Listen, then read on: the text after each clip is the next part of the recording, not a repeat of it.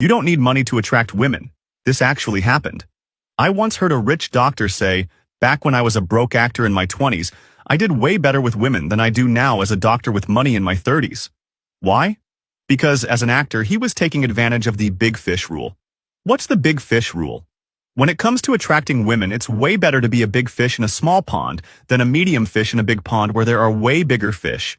In the small one, you're the alpha. In the big one, you're nobody. Okay, but how did you use that rule when you were an actor? And how can I use it? When I was a broke actor in my 20s, I had girls to spare. Because even though I was performing in a tiny local theater, in a no-name play, I was the lead. And in that little space, I was the alpha. I was the king of that tiny castle. Alright, but I'm not an actor. So what now?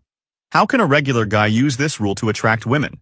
If you're the rich guy in a poor town, the big shot in a small province, you'll attract more women than someone who has more money in a big city.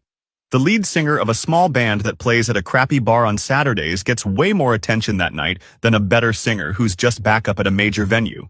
As the lead actor in a small production, I was the alpha for a while. Being at the top of any dominance hierarchy, no matter how ridiculous, is incredibly effective when it comes to attracting women. To get women, you don't need money or a Greek god body. You just need to find a pond where you are the biggest fish.